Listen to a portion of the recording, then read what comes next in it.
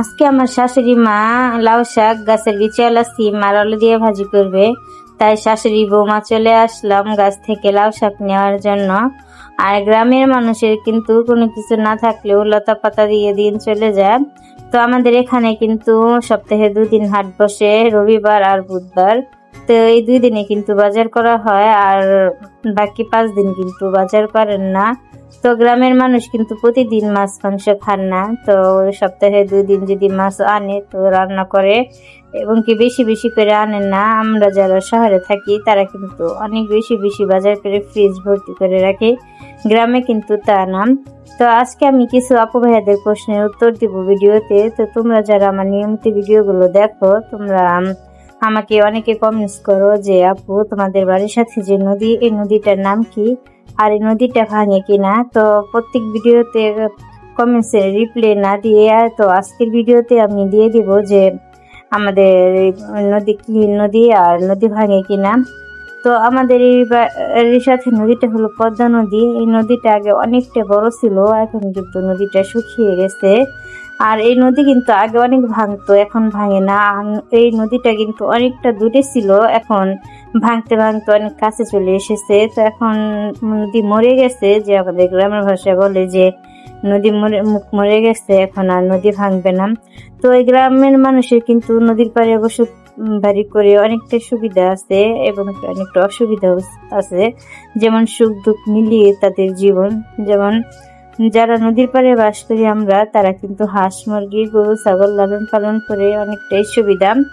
তো তোমরা যারা আমার নিয়মিত ভিডিওগুলো দেখো, তোমরা কিন্তু জানো আমার মায়ের অনেকগুলো হাঁস আছে। তো এই হাঁসগুলো কিন্তু নদীর পাড়ে বাড়ি আছে বিধায় এতগুলো হাঁস পালতে পারি।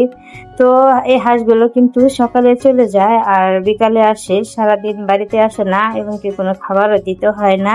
শুধু বিকালে আসলে তো আমার মা বুঝেন যে হাঁসগুলোকে খাবার দিতে হবে, ওদের দেখলে বুঝতে পারে যে ওদের পেট ভরেনি। তো আশা করি তোমরা তোমাদের কমেন্টসে রিপ্লাই পেয়ে গেছো, তোমরা বুঝতে পারছো যে আমাদের নদীটার নাম কি। তো তোমরা যারা আমার নিয়মিত ভিডিওগুলো দেখো, তোমাদের সবাইকে অসংখ্য অসংখ্য ধন্যবাদ আর অনেক ভালোবাসা। তো আমি কিন্তু আমার গ্রামের ভিডিওতে কোনো লাইক চাই না, কোনো সাবস্ক্রাইবারও চাই না, কখনো মুখে বলি না। তো আজকে ভিডিওতে বলতেছি যে প্লিজ একটি লাইক দিয়ে আমার পুরো ভিডিওটি দেখে নিবে।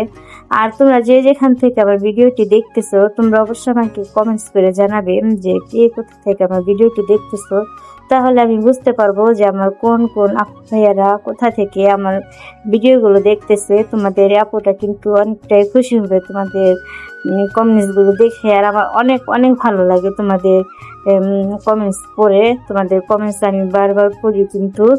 তো এই তো আমাদের নদী, তোমাদের আমি নদী দেখাবো। আর একটা ভিডিও বানাতে যে কতটা কষ্ট হয় আমরা যারা ইউটিউবে আছি তারাই কিন্তু জানি। এই তো হাঁসগুলো কিন্তু সারাদিনই এদিক দিয়ে থাকে। তো সব বাড়ির হাঁসগুলো কিন্তু একসাথে যায়, আবার হাঁসগুলো যখন আসে যার যার বাড়ি একাই চলে যায়, ওদের কিন্তু বাড়িতে নিয়ে যেতে হয় না, একাই যার যার বাড়ি সারি বেঁধে বেঁধে চলে যায়। আমার এর আগের একটা ভিডিওতে কিন্তু আমি দিয়েছি যে হাঁসগুলো কিভাবে বাড়িতে যায়। তো আশা করি আজকের ভিডিওটি তোমাদের কাছে অনেক ভালো লাগবে। তো আবারও বলছি, সবসময় বলেই যাবো একটি লাইকের কথা, প্লিজ একটি লাইক দিয়ে পুরো ভিডিওটি দেখে নেবে। এইতে যে ধানগুলো কিন্তু পুরো ধান, এর আগের একটা ভিডিওতে আপলোড দিয়েছিলাম।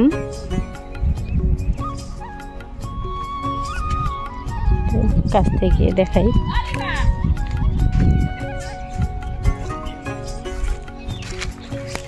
এই যে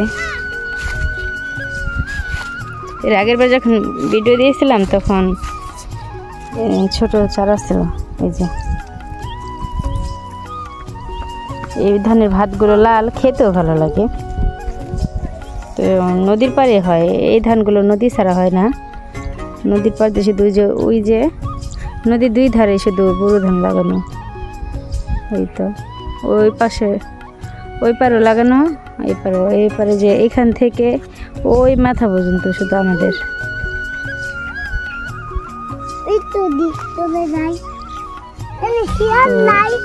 যার যার জমি আছে নদীর পাড়ে তারাই শুধু লাগায়। তো আমাদের জমি নদীর পাড় দিয়ে অনেকটাই আছে।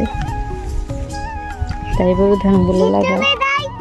তা আমার কাছে কিন্তু এই ধানের ভাতগুলো খুব ভালো লাগে।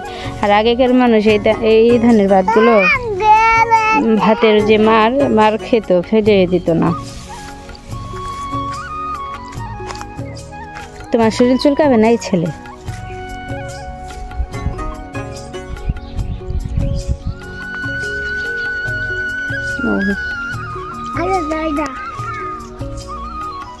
আমাদের বাড়ি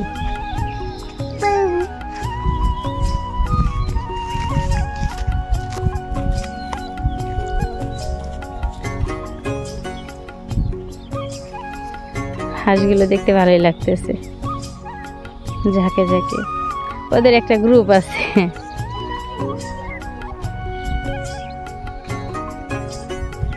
ওরা গ্রুপ বেঁধে যায়। না যায় না ওদিকে বাবা, ওইটা নদীতে ফেলাইতে হইব না।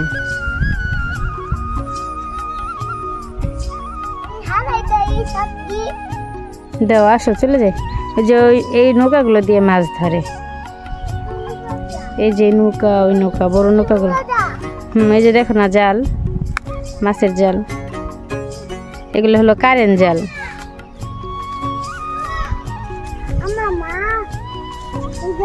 ধরে না, পচা পচা।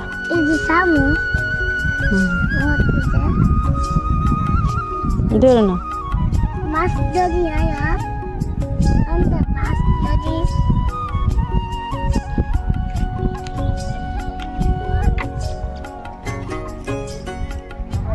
তো। নদীটা যখন শুকিয়ে যায় আমার কাছে অনেক ভালো লাগে।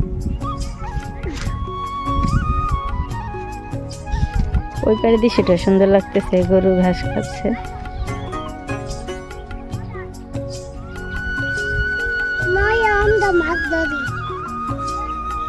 আসো আমরা চলে যাই, আসো আসো আসো। এই পচা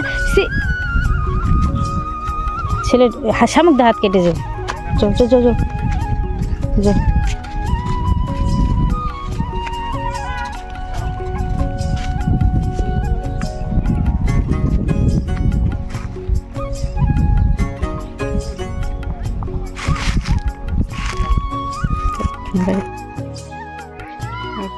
শাক বাঁচতেছে। শাক দিয়ে কি দিয়ে রান্না করবো?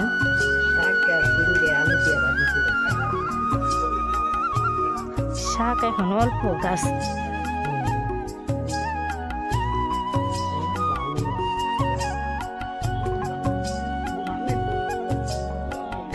সিম তো শেষ গাছের। লাউ শাক দিয়ে সিম দিয়ে ভাজি করলে ভালোই লাগে, সাথে তো আলু দিবেন না।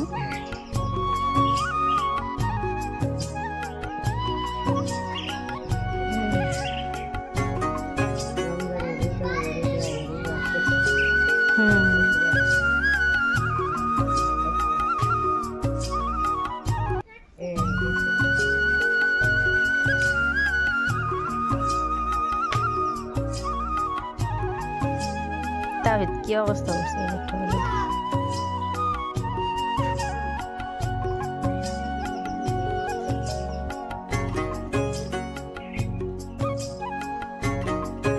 এই তো শাক ভাজা কিন্তু বসিয়ে দিয়েছি। তো এখানে কিন্তু আমাদের গাছের বিচিওয়ালা সিমগুলো দিয়েছি আর আলু ফুলি করে কেটে দিয়েছি। তো সিমে বিচি দিয়ে এরকমভাবে শাক ভাজি করলে কিন্তু আমার অনেক ভালো লাগে, আর আমার অনেক অনেক পছন্দ এভাবে শাক ভাজিটা। তো আমাকে বলতেছিলাম যে আমি এভাবে একটু শাক ভাজি করলে খেতে ভালোই লাগবে। তো তোমরা কেবে আমার মতো শাক এভাবে রান্না পছন্দ করো, আমাকে চাইলে কমেন্ট করে জানাতে পারো। এখনো পর্যন্ত যে আপু ভাইয়ের আমার সাথে আছে, ভিডিওটি দেখতেছো, সবাইকে অসংখ্য ধন্যবাদ। আর আমার গ্রামের ভিডিও তোমাদের কাছে ভালো লাগে কিনা অবশ্যই কিন্তু কমেন্ট করে জানাবেন। তো আজকের মতো ভিডিওটি এখানে শেষ করবো। সবাই ভালো থাকবে, সুস্থ থাকবে, আমাদের জন্য দোয়া করবে। আসসালামু আলাইকুম, আল্লাহ হাফেজ।